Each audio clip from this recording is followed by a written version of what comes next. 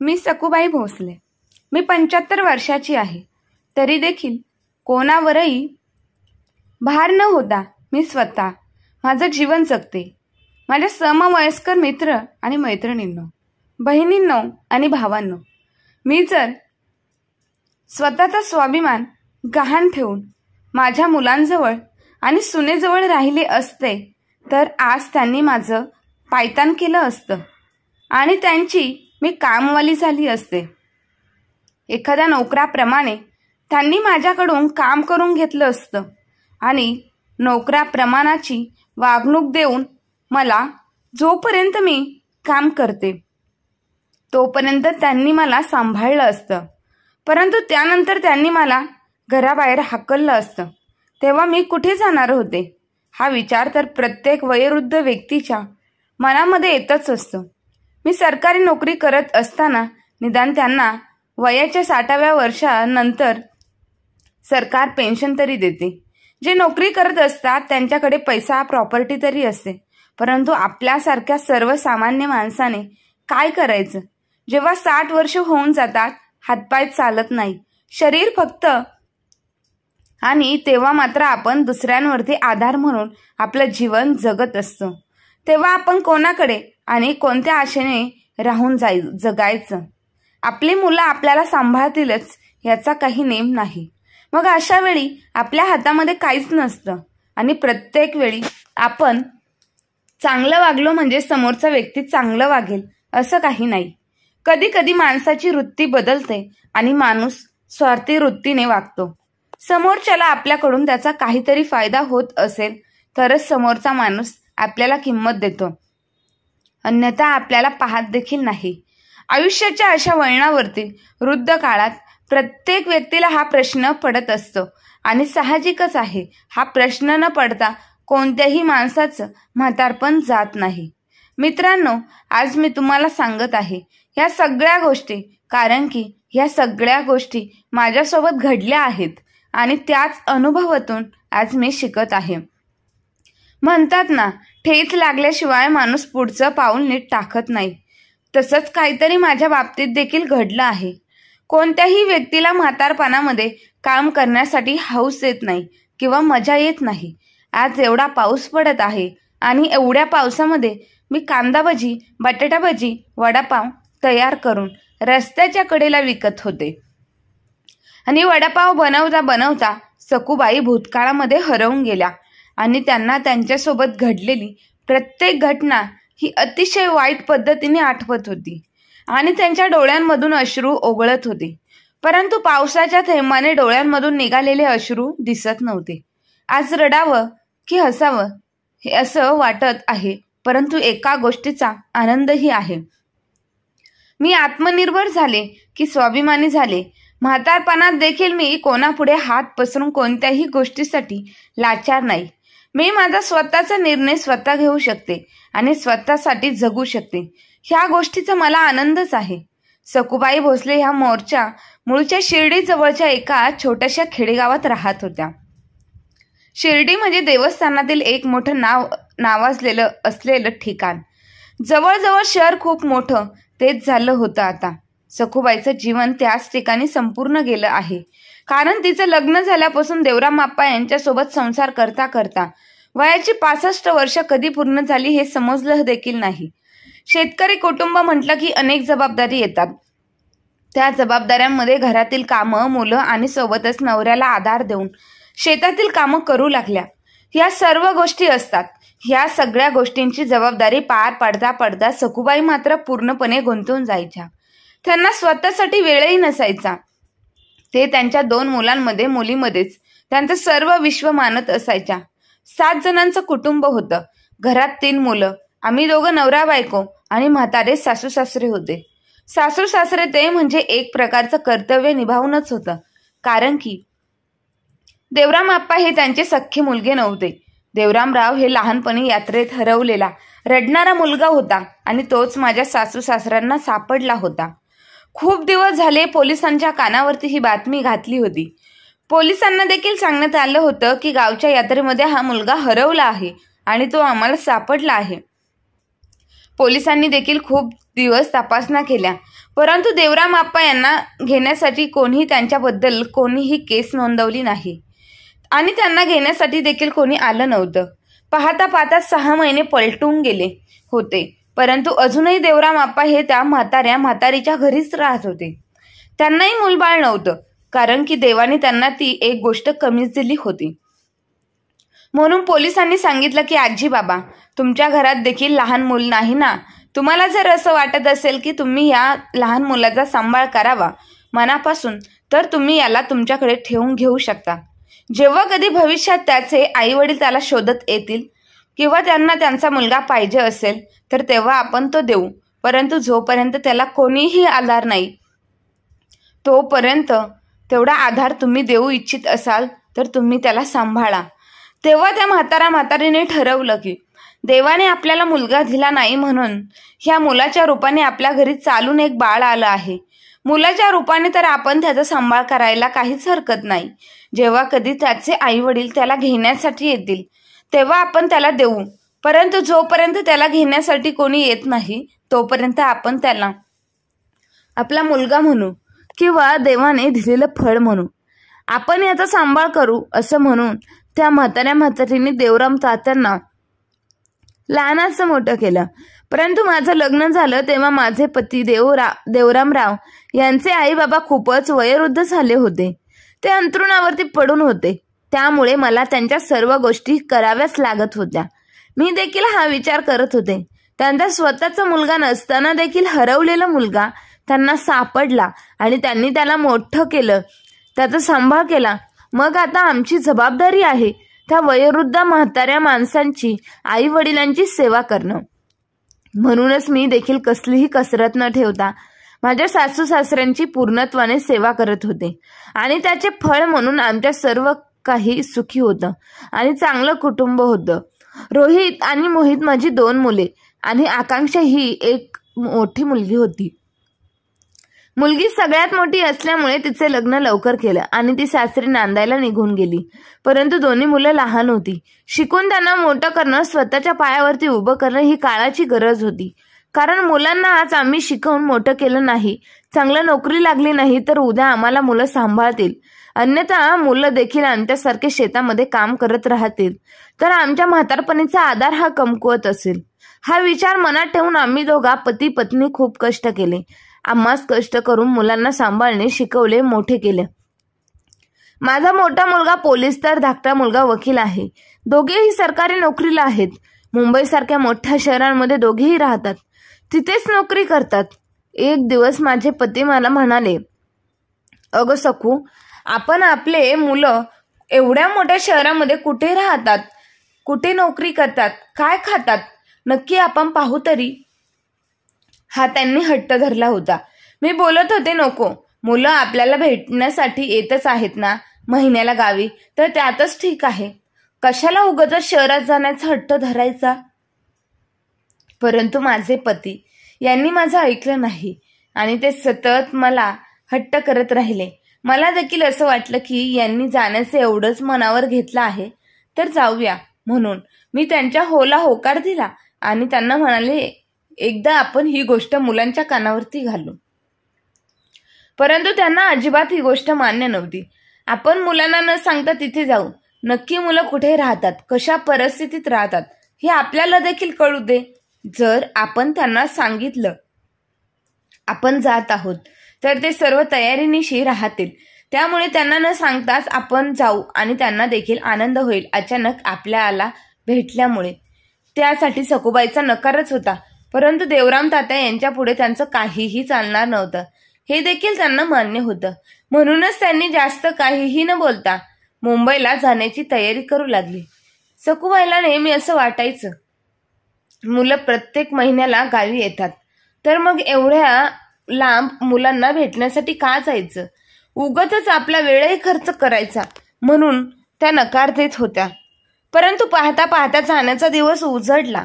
दुसऱ्या दिवशी पहाटे सखूबाई झोपेतून उठल्या आणि त्यांनी डांगर भोपळ्याच्या पुऱ्या करून लसणाची चटणी बनवली आणि खूप सारा भाजीपाला सोबत घेऊन, गावची प्रसिद्ध असलेली भेळ सोबत घेऊन ते मुंबईची गाडी पकडून 8 वाजता मुंबईला निघाले. देवराम दादा यांच्याकडे त्यांची मुलं राहतात तो पत्ता तर होताच, कारण की खूप दिवसांपूर्वी त्यांच्या मुलांनी त्यांना पत्ता दिला होता. देवराम दादा थोडे शिकलेले असल्यामुळे त्यांना शहरात फिरायला अजिबात अडचण नव्हती, कारण त्यांना प्रत्येक गोष्ट वाचता लिहिता येत असल्यामुळे आजूबाजूच्या लोकांना विचारत ते मुंबईपर्यंत पोहोचले. गावची बस कल्याणमध्ये जाऊन थांबली आणि कल्याणपासून त्यांना आता रेल्वेने प्रवास करायचा होता, म्हणून त्यांनी रेल्वे पकडून डोंबिवलीमध्ये उतरले. मुलांनी दिलेला पत्ता वाचत वाचत लोकांना विचारत मुलांच्या पत्त्यावरती दोघेही आईवडील पोहोचले, परंतु तोपर्यंत मुली ऑफिसला निघून गेली होती. संध्याकाळचे 5 वाजले होते आणि 1 तास राहिला होता मुलं ऑफिसवरून येण्यासाठी. दोघेही आईवडील गेटच्या बाहेर दरवाजाच्या बाहेर बसून मुलांची येण्याची वाट पाहत होती, परंतु 6 वाजले 7 वाजले तरी देखील दोघीही मुले आले नाहीत. म्हणून देवराम तात्यांनी बाजूच्याच राहणाऱ्या काकींना विचारलं, अहो ताई, इथं 2 मुलं बॅचलर राहत होती ना, अजून कशी आली नाही? ते किती वाजता घरी येतात आणि किती वाजता जातात? तेव्हा त्या काकीने सांगितलं, दादा, ते दोघेही सख्खे भाऊ राहत होते. ते शिर्डीच्या जवळच त्यांचं गाव होतं, परंतु त्यांनी नोकरीच्या निमित्ताने ही रूम बदलली आणि मागच्या सेक्टरमध्ये त्यांनी बिल्डिंगमध्ये फ्लॅट घेऊन राहत आहेत. त्या बाजूच्या काकीने त्यांना पत्ता दिला आणि त्या फ्लॅटवरती पोहोचले. दरवाजाच्या बाहेर मोठ्या ठळक अक्षरांमध्ये मोहित आणि रोहित नाव लिहिलं होतं. त्यामुळे दोघेही आईवडिलांना आता खात्री झाली होती की इथे आपलीच मुलं राहत आहेत. त्यांना आनंद झाला त्यांच्या मुलांच्या रूमवरती पोहोचल्याचा. देवराम तात्यांनी दारावरची बेल वाजवली. 5 मिनिटांनी दरवाजा उघडला, परंतु दरवाजा उघडला एका तरुण मुलीने. त्या मुलीला पाहून देवराम तात्या यांना ओळख पटली नाही, म्हणून देवराम तात्या यांनी विचारले, इथे मोहित रोहित राहत आहेत का? तेव्हा त्या मुलीने सांगितलं, हो राहत आहेत, मी रोहितची बायको पूजा. तुम्हाला कोणाला भेटायचं आहे? नक्की रोहितला की मोहितला? परंतु भेटण्याच्या आधी हे मला सांगा, तुम्ही कोण आहात? मी पहिल्यांदा तुम्हाला इथं पाहिलं आहे. तेव्हा देवराम तात्या यांनी सांगितलं, मी रोहित आणि मोहितचे वडील आहेत. पूजा म्हणाली, नक्कीच तुम्ही खरं सांगत आहेत की खोटं? तेव्हा देवराम तात्या म्हणाले, मी खोटं का सांगू उगाचच की मी त्यांचा बाप आहे. खरोखरच मी त्यांचा बाप आहे आणि ही त्यांची आई आहे. तेव्हा पूजाला खूप मोठा धक्का बसला. पूजा म्हणाली, अहो काका, परंतु रोहित आणि मोहित यांना तर आई वडीलच नाहीत असे त्यांनी आम्हाला सांगितले आहे. मग तुम्ही कोण नक्की आहेत त्यांचे? त्या मुलीचे शब्द ऐकून देवराम तात्या यांना खूप मोठा धक्का बसला. तेव्हा म्हणाले, बरं ठीक आहे, मी माझी ओळख तुला सांगण्याच्या आधी त्या दोघांपैकी कोणाला एकाला आवाज दे आणि मला त्यांना भेटू दे. पूजा बराच वेळ दरवाजातून गप्पा मारत असल्यामुळे रोहित तिथे आला आणि त्याच्या पाठोपाठ मोहितही आला आणि त्याची बायको आरती देखील आली होती. रोहित आणि मोहितला तर खूप मोठा धक्काच बसला, कारण समोर दरवाजाच्या बाहेर आई आणि बाबा येऊन उभे आहेत. हे पाहून त्यांना रडावं की हसावं काहीच कळत नव्हतं. रोहित मोठ्यानेच म्हणाला, कोण तुम्ही? मी नाही ओळखलं कोणाला. कोणाला भेटायचं आहे? हे शब्द आपल्या स्वतःच्या मुलाचे जेव्हा कानावरती पडले तेव्हा तो काही आई वडिलांना यांना चक्कर येण्याचंच बाकी राहिलं होतं. आपला स्वतःचा मुलगा आपल्याला ओळख देत नाही आणि ह्या परक्या मुली आपल्यावरती काय विश्वास ठेवतील? हे सगळं रामायण महाभारत ऐकून देवराम तात्या यांना खूप मोठा धक्का बसला. नक्की हे काय घडत आहे? हेच मी तर स्वप्न तर पाहत नाही ना? कारण ह्या गोष्टींवरती देवराम तात्या यांचा विश्वास बसतच नव्हता.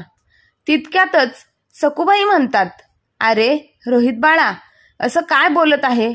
स्वतःच्या आई वडिलांना कोणी अनोळखी बोलतं का? अरे एवढ्या लांबून तुझे वडील आणि मी तुला भेटण्यासाठी गावावरून तुम्हा दोघांना भेटण्यासाठी आलो आहोत.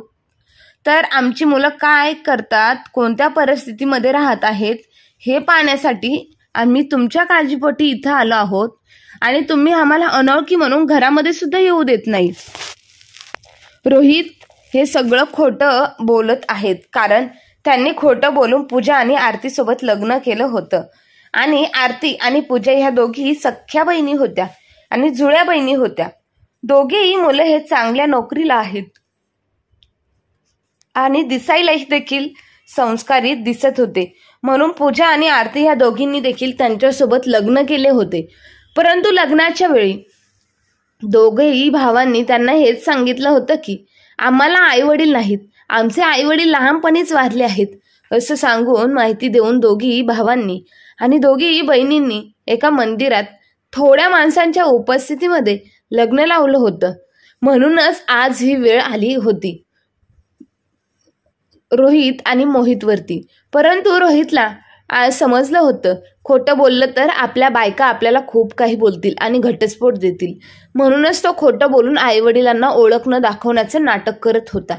त्यातच मोहितलाही असं वाटलं, अरे रोहित, असं काय बोलत आहेस, तू बाजूला सरक, मला बघू दे जरा. रोहित आणि पूजा बाजूला सरकून मोहित पुढे आला आणि म्हणाला, ठीक आहे, तुम्ही आमचे आई वडील आहात तर ठीक आहे. मोहित म्हणाला, पूजा, आरती आणि रोहित, तुम्ही तिघेही आतमध्ये जा, मी यांच्यासोबत जरा बोलतो. तेव्हा पूजा आणि आरती सर्व काही लक्षात आलं होतं. तेव्हा त्यांनी सांगितलं, नाही, जे काय बोलायचं आहे ते आमच्या समोरच होऊन जाऊ दे. आता मोहितलाही असं वाटलं होतं की दोघी बहिणी आतमध्ये निघून गेल्यावर मी आई वडिलांना सर्व काही खरंच सांगेल, म्हणजे या दोघींनाही काही समजणार नाही. परंतु पूजा आणि आरती आतमध्ये जाण्यासाठी तयार नव्हत्या.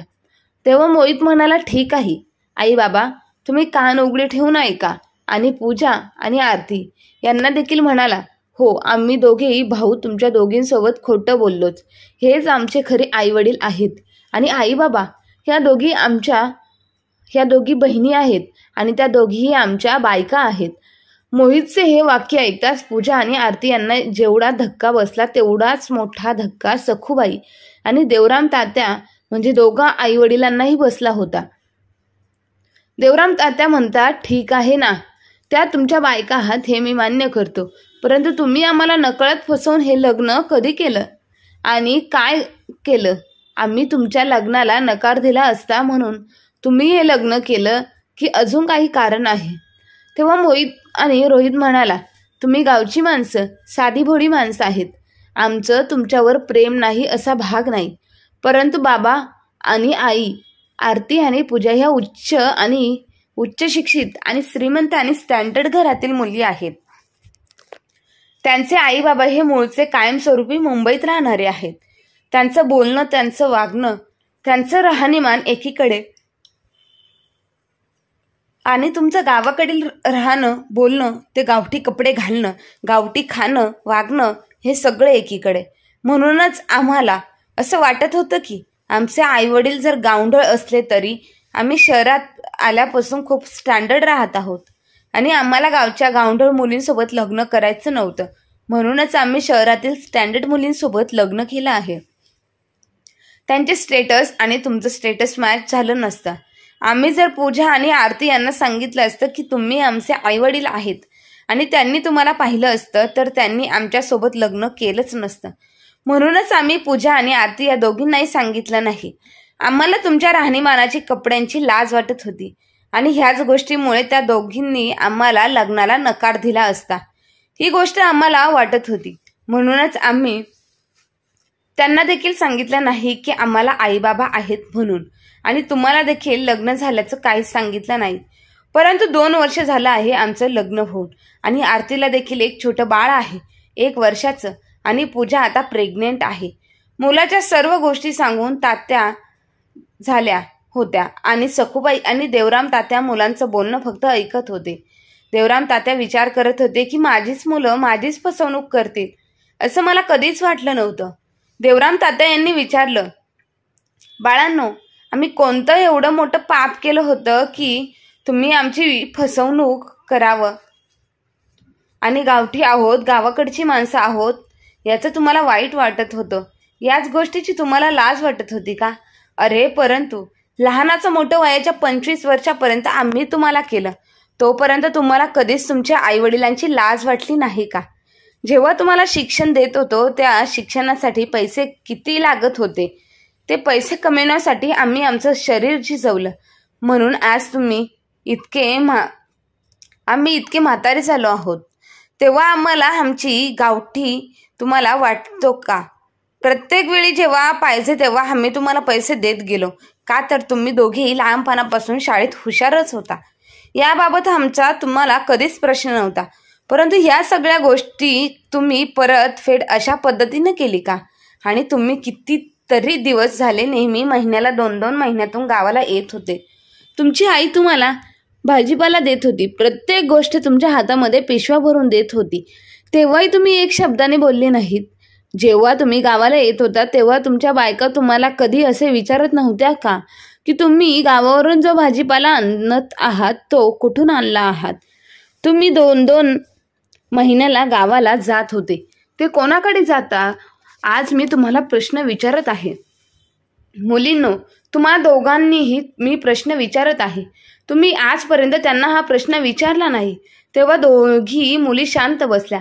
दोघी मुलींनी आवाज उठवला असता, परंतु त्या दोघा माणसांकडे, सखूबाई आणि देवराम तात्या यांच्याकडे पाहून त्यांना सुद्धा ते खूपच गावठी माणसं आहेत असंच वाटत होतं. म्हणून त्या दोघी बहिणी काहीच बोलल्या नाहीत आणि त्यांनी देखील या सगळ्या गोष्टींवरती आपल्या नवऱ्यांना जास्त काही प्रश्न केलेच नाही. आता सगळ्या गोष्टी घडल्या होत्या, बोलणं होतं, ते सर्व काही झालं होतं. देवराम तात्या त्यांच्या बायकोला म्हणतात, सखूबाई, अजून किती अपमान सहन करायचा आहे? तूच सांग, किती वेळा अपमान? आपण आता इथे थांबायचं नाही. आपल्या मुलांनी जेवढं काही सांगितलं, घडलं ते सगळं आपल्याला सांगितलं आहे. आपणच मूर्ख म्हणावं किंवा महापापी म्हणावं म्हणून यांच्यासारखी मुलं आपल्या पोटी जन्माला आली आणि ज्या मुलांना जन्म दिला, हाताचा पाळणा करून, नेत्राचा दिवा करून त्यांना वाढवलं, त्यांनीच आज सांगावं हे आमचे आई वडील नाहीत. यासारखं मोठं आणि महाभयानक कोणती गोष्टी असू शकते? देवराम तात्या मुलांसोबत जास्त काही न बोलता रात्रीची गाडी कल्याणमधून पकडून पुन्हा एकदा गावाला आले. परंतु एकाही मुलाने आई वडिलांना घरामध्ये या किंवा आलाच आहे तर 2-3 दिवस राहून जा एका शब्दाने देखील बोलले नाहीत. आता देवराम तात्या सखूबाई यांना देखील जास्त काही नाही बोलले. आपल्या मनातल्या मनात ह्या सगळ्या गोष्टींचा विचार करत होते आणि स्वतःच्या नशिबाला दोष देत होते. लहानपणी मी हरवलेलो होतो, कोणत्या तरी पुण्यवान जोडप्याच्या हातामध्ये सापडलो आणि त्यांनी माझा सांभाळ केला. सखूबाईसोबत लग्न झालं आणि सुखी संसाराची कितीतरी वर्ष पूर्ण झाली असं वाटत होतं. आता सगळं काही सुखी झालंय. देवाने माझ्या आयुष्यामध्ये सगळं सुख लिहिलं आहे. परंतु नाही, मला असं कधीच वाटलं नव्हतं. माझीच मुलं मला आज अनोळखी म्हणून ओळख देतील आणि दरवाजा बाहेरूनच परत एकदा मागे पाठवून देतील.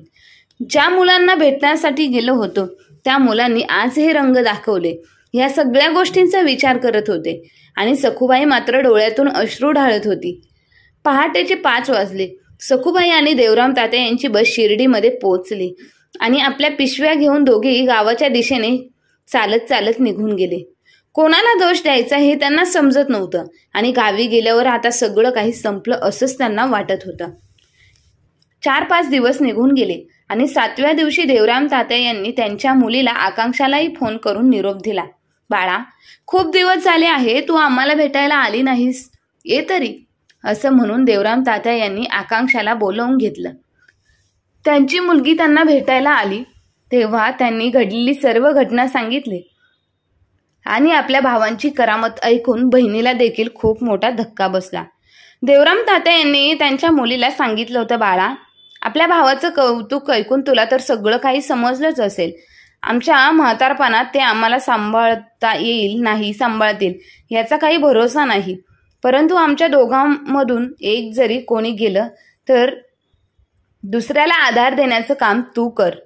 आम्हाला माहीत आहे बाळा, तू सासूरवाशील मुलगी आहेस. तुझ्या घरी तुला कोणत्याही गोष्टीची कमी नाही. परंतु तरी देखील आम्ही तुझ्यावरती ते संस्कार केले आहेत म्हणून या सगळ्या प्रॉपर्टीवर फक्त आणि फक्त तुझाच अधिकार आहे आणि आम्हाला सांभाळण्याची जबाबदारी देखील तुझीच आहे. आकांक्षा म्हणाली, बाबा, तुम्ही अजिबात काळजी करू नका. या सगळ्या गोष्टींची जबाबदारी मी घेणार आहे. तुम्ही आता कोणत्याही गोष्टींची चिंता देखील करू नका. थोड्या वेळ ती आई वडिलांना भेटून आपल्या सासरी निघून गेली. काही दिवसांनी देवराम तात्या यांनी एका वकिलांना बोलावून त्यांचं मृत्यूपत्र तयार केलं. कारण त्यांच्या मनाची घालमेल त्यांना समजत होती म्हणूनच या गोष्टी त्यांनी केल्या असाव्यात. परंतु 1.5 महिन्याच्या आतच एक दिवस अघटित घटना घडली. देवराम तात्या यांना हृदयविकाराचा झटका आला आणि त्यातच त्यांनी शेवटचा श्वास घेतला. आता सखूबाई यांना आधार म्हणून कोणीच नव्हतं. त्यांनी त्यांच्या मुलीला फोन केला आणि घडलेली सर्व घटना सांगितली. मुलगी, जावई हे सगळं त्यांच्या घरी आले आणि मुलांना न सांगण्याचा निर्णय सर्वांनी घेतला होता. परंतु गावातील काही लोक म्हणाली, शेवटी बातमी आहे, शेवटची बातमी आहे आणि शेवटचं वडिलांचं त्यांना एकदा पाहू द्या. म्हणून गावातील काही लोकांनी त्यांना फोन केला.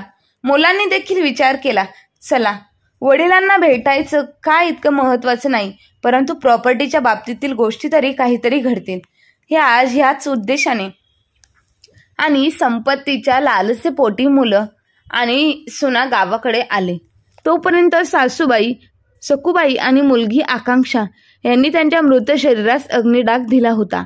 13व्याचा विधी झाल्यानंतर देवराम तात्या यांनी बनवलेलं मृत्यूपत्र घेऊन वकील त्यांच्या घरी आले आणि ते मृत्यूपत्र वाचून दाखवून वकिलांनी सांगितलं, देवराम तात्या यांनी त्यांच्या इच्छेने सर्व प्रॉपर्टीची विभागणी कशा पद्धतीने केली आहे हे मृत्यूपत्रात लिहिलं आहे. आणि त्या मृत्यूपत्रामध्ये लिहिलं होतं, माझा अर्धा हिस्सा माझ्या मुलीच्या नावावरती असेल, तर राहिलेला अर्धा हिस्सा माझ्या बायकोच्या नावावरती असेल. आणि मृत्यूपत्रातील ह्या प्रॉपर्टीच्या वाटण्यांनी दोन्ही मुलांना खूप मोठा धक्का बसला होता. कारण मुलीच्या नावावरती ती म्हणजे त्यांच्या बहिणींच्या नावावरती प्रॉपर्टी गेली आहे हे ऐकून धक्काच बसला. दोन्ही भावांनी त्यांच्या बहिणीला विचारलं, ताई तुला कोणत्याही गोष्टीची कमी नाही, तरी देखील तुला वडिलांची प्रॉपर्टी हवी आहे का? तेव्हा बहिणीने सांगितलं, मी तुम्हाला ओळखत नाही, वडिलांनी प्रॉपर्टी अर्धी माझ्या नावावर केली आहे, त्याची मला अजिबात गरज नाही, परंतु माझ्यावरती माझ्या आईची जबाबदारी आहे, त्यासाठीच ती प्रॉपर्टी माझ्या नावावरती असेल. त्यांच्या बहिणीने असा खडा सवाल देऊन उत्तर दिलं. त्यामुळे दोन्ही भावांची अजिबात हिंमत झाली नाही त्यापुढे तिला काही बोलण्याची. परंतु दोन्ही मुलांनी आता आईला गोड गोड बोलून, आई तू आमच्या सोबत चल मुंबईला, आता इथे बाबा देखील राहिले नाही, तुला कोण सांभाळणार, असं म्हणून आईला मुंबईला नेण्यासाठी त्यांनी नाटकच सुरू केलं.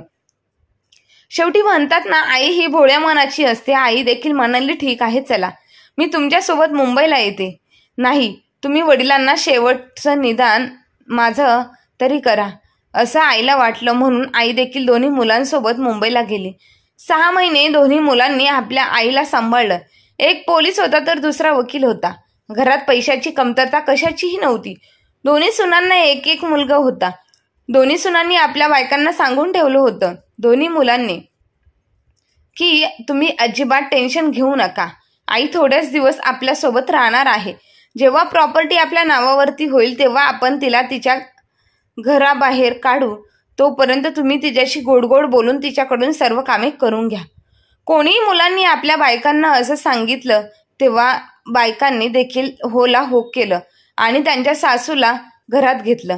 काही दिवसातच त्यांनी सासूची मोलकरीण बनवून ठेवलं होतं आणि मुलांनी गोड बोलून सर्व काही प्रॉपर्टी आईच्या नावावरती होती ती आपल्या नावावरती करून घेतली होती. आणि काही दिवसातच दोन्ही मुलांनी एक एक दिवस आपल्या आईसोबत, सुनांनी आपल्या सासूसोबत खूप भांडणं केली आणि रात्रीच्या 2 वाजता आईला घराबाहेर हाकललं. तेव्हा मात्र आईसमोर दुसरा कोणताही पर्याय नव्हता. त्या रडत रडत रेल्वे स्टेशनवरती येऊन बसल्या होत्या आणि विचार करत होत्या, माझ्या नवऱ्याने माझी म्हातारपणीची तरतूद केली होती, ती देखील ह्या मुलांनी माझ्याकडून हिसकावून घेतली. आता मी जगायचं कसं? कोणाकडे आधार मागायचा, हात पसरायचा? परंतु तेव्हा एका माणसांनी येऊन सखूबाई यांना आधार दिला आणि सांगितलं, म्हातारपणात हरायचं नाही, जोपर्यंत शरीर नीट आहे तोपर्यंत स्वतःसाठी जगायचं, लढायचं आणि काम करत राहायचं. ही हिंमत देऊन दुसऱ्या दिवशी सखूबाई यांनी गावाकडे जाण्याची बस पकडली आणि दुसऱ्या दिवशी मुलीच्या घरी गेले. एक दिवस मुलीच्या घरी राहून मुलीला सर्व घडलेली घटना सांगितली आणि त्यानंतर स्वतःच्या मनाला समजावून सांगितलं आणि मनाशी पक्क ठरवलं, मी लढणार. आणि मुलीला सांगितलं, जोपर्यंत माझे हातपाय हलतात तोपर्यंत मी स्वतःला सांभाळेल, जेव्हा मला काहीही माझ्याकडून होणार नाही तेव्हा तू मला सांभाळ, असं म्हणून सखूबाई यांनी एक वडापावचा गाडा टाकला आणि साईबाबा मंदिराच्या बाजूलाच त्यांनी तो सुरू केला. सुरुवातीला त्यांना हे सगळं थोडं कठीणच जात होतं, परंतु हातामधील चव आणि तोंडात गोडवा असल्यामुळे हळूहळू त्यांचा धंदा खूप वाढू लागला आणि आज लोक सखूबाई यांचा वडापाव खाण्यासाठी कितीतरी वेळ वाट पाहत त्यांच्या गाड्याजवळ उभे राहतात. आणि आज सखूबाई यांचा धंदा एका दिवसाचा 25,000 होतो. आता त्यांचं शरीर जरी थकत चाललं असलं तरी त्यांनी एका मुलाला कामाला ठेवून त्यांचा वडापावचा गाडा हा चालवत होते. आणि वयाच्या 70-75 वर्षामध्ये देखील स्वतः पैसे कमावून स्वाभिमानाने राहत होते. आज या म्हातारपणामध्ये देखील त्यांना कोणापुढे पैशांसाठी किंवा कोणत्या गोष्टींसाठी हात पसरावा लागत नव्हतं. ह्याचा त्यांचा प्रवास होता.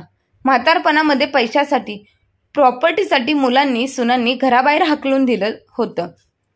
तरी देखील न हारता न डगमगता सखूबाई यांनी आज त्यांच्यासारख्या समवयस्कर लोकांपुढे त्यांच्या स्वतःच्या जीवनाची प्रेरणा आणि आदर्श ठेवला होता. आणि त्यांनी सर्वांना सांगितलं होतं की कोणापुढे लाचार होऊन जगण्यापेक्षा, स्वाभिमान गहाण ठेवून जगण्यापेक्षा कष्ट करून जोपर्यंत शरीरात प्राण आहे तोपर्यंत आपण आपलं स्वतःला सांभाळलं पाहिजे.